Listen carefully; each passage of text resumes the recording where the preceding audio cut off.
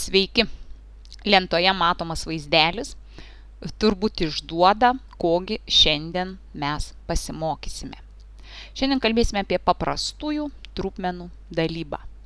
Jei įžiūrite, bandžiau nupiešti čia tokį medelį ir ant kiekvieno lapelio po vieną veiksmuką užrašiau. Taigi mes šiandien ir išmoksime atlikti visus tuos veiksmus. Paprastasias trupmenas dalinti iš paprastųjų, mišriuosius dalinti iš paprastųjų, mišriuosius dalinti iš natūraliųjų, paprastasias dalinti iš natūraliųjų ir natūralųjį dalinti iš paprastųjų. Patikėkite, bus įdomu ir tikrai ne per labiausiai sudėtinga. Pradėsime nuo taisyklės išsiaiškinimo. Jeigu reikia padalinti dvi paprastasias trupmenas, tarkime, paprastąją trupmeną A iš B, padalinti iš paprastosios trupmenos iš C iš D, tai reiškia, kad mums reikia trupmeną A iš B padauginti iš trupmenos D iš C. Kitaip sakant, dalybą keičiame daugybą iš atvirkštinio skaičiaus. Dabar paprastai paaiškinsiu. Jeigu turiu dvi trupmenas ir man jas reikia padalinti, tai pirmąją trupmeną, kaip matote, perrašiau, dalybos ženklą pakeičiau daugybos ženklu, o antrąją trupmeną apverčiau. Štai ir pirmasis pavyzdys iliustruojantis dalybos veiksmą. 1/2 dalinta iš 3/4. Priminsiu, pirmoji trupmena kaip prikalta nepajudinama, ją perrašau. Dalybos ženklą keičiu į daugybos ir antrąją trupmeną apverčiu. Dabar skaitiklyje bus 4, o vardiklyje 3. Pirmąją perrašiau, antrąją apverčiau. Tai yra dalybą pakeičiau daugybą iš atvirkštinio skaičiaus.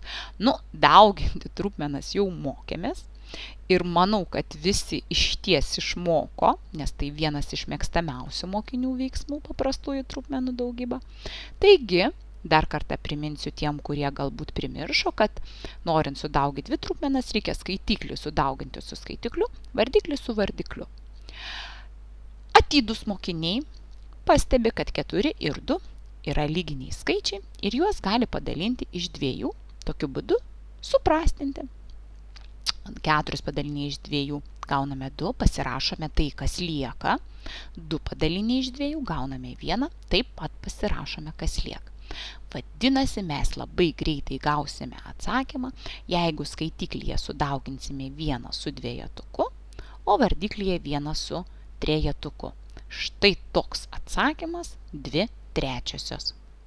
Antruoju pavyzdžiu pasimokysime mišrųjį skaičių dalinti iš paprastosios trupmenos.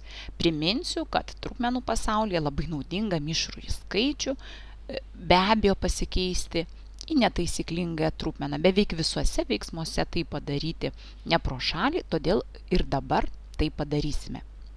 Priminsiu, kad 1 sveiką ir 1/4, norint užrašyti paprastąją trupmeną, reikia 4 padauginti iš sveikosios dalies ir pridėti skaitiklį. Ir tai, ką gausime, parašyti skaitiklyje. 4 kart 1 pridėti 1. O vardiklis nesikeičia, jį tiesiog perrašome. Taigi dar kartą priminiau, kaip mišrųjį skaičių užrašyti paprastąją trupmeną. Čia tiems, kurie galbūt primiršo. Taigi dabar turėsiu 5/4 padalinti iš 3/5. Sutikite su manimi, matytas vaizdelis. Ką prieš tai ir darėme? 2 paprastasias trupmenas dalinome. O dabar jau žinome, kaip reikia elgtis. Pirmoji trupmena kaip prikalta, nepajudinama, nepastumiama. Mes ją perrašome. Dalybos veiksmą keičiame daugybos veiksmą. O antrąją trupmeną, tą, kuri yra daliklis, apversiu. Taigi turėsiu dabar skaitiklyje 5, o vardiklyje 3. belieka skaitiklį sudauginti su skaitikliu, vardiklį su vardikliu, pasižvalgyti galbūt yra skaičių, kurie prastinasi, kadangi tokių nepastebime, tai labai švariai atliekame veiksmą ir dar kartą priminsiu, ką ne vienoje pamokoje jau sakiau, atsakymą palikti užrašytą netaisyklingąją trupmeną yra nekultūringa matematikoje, nes jis nėra informatyvus, todėl mes vis tik tai užrašysime atsakymą mišriuoju skaičiu. Klausiu, kiek 12 telpa į 25? Ogi 2, todėl rašau 2 sveiki. 12 vardiklė, kai buvo, taip ir perrašau. Ir 12 kart 2 yra 24, o aš turėjau 25, todėl man dar reikia vieno gabalėlio. Judame į priekį ir trečiuoju pavyzdžiu išsiaiškinsime, kaip dalinti mišrųjį skaičių iš mišraus skaičiaus. Kaip ir prieš tai buvusiame antrajame pavyzdyje, mišrųjį skaičių turime pasikeisti pirmiausia netaisyklingosioms trupmenoms. Žiūrėkite, nieko neskaičiuoju kol kas, o tik paruošiu darbą ir pasirašau, kad turėsiu paprastasias trupmenas iš mišriųjų skaičių.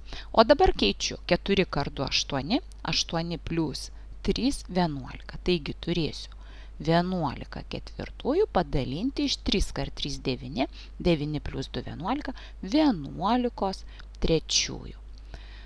O dabar šios dienos taisyklė. Pirmoji trupmena perrašoma, ji nepajudinamoji, o dalybos veiksmą keičiu daugybos. Antrąją trupmeną apverčiu, todėl dabar skaitiklyje bus 3, žiūrėkit, va, skaitiklyje 3, o vardiklėje bus 11. Apverčiau. Labai gražu, 11 prastinasi, taip, lieka po 1 ir atsakymas 3 ketvirtosios. Ketvirtuoju pavyzdžiu išsiaiškinsime, kaip paprastąją trupmeną dalinti iš natūralaus skaičiaus. Taigi, pirmiausia, natūralųjį skaičių užsirašysime paprastąją trupmeną, tai lengva padaryti, vardiklėje tiesiog parašius 1. Ir todėl turime 1/8 padalinti iš 5 pirmųjų. Pagal šios dienos taisyklę pirmąją trupmeną perrašau, dalybos veiksmą keičiu į daugybos, o antrąją trupmeną apversiu, todėl skaitiklyje 1, vardiklėje 5. Trupmenas dauginti mokame ir nesunkiai gauname atsakymą 1/40. Štai ir 5 lapelis nuo mūsų medelio, tai yra mišriosios trupmenos dalyba iš natūralaus.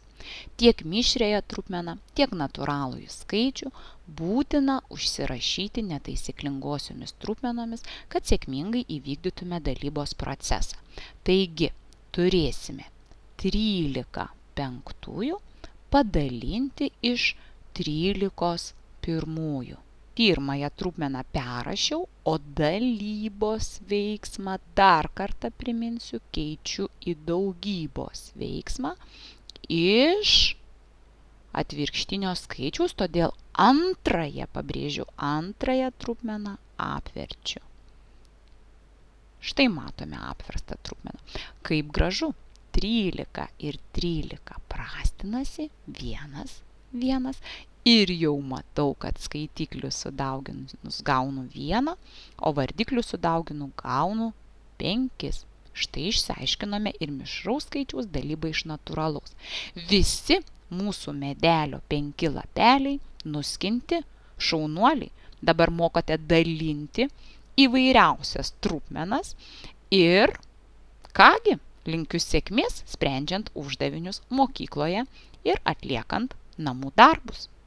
Kol aš su visais atsisveikinu ir rašau iki, jūs dar kartą žvilgtelėkite į formulę, pagal kurią mes šiandien mokėmės dalinti paprastasias trupmenas ir nepamirškite, kad dalybos ženklą keičiame į daugybos ženklą ir būtent antrąją trupmeną apverčiame. Dabar jau tikrai visiems iki.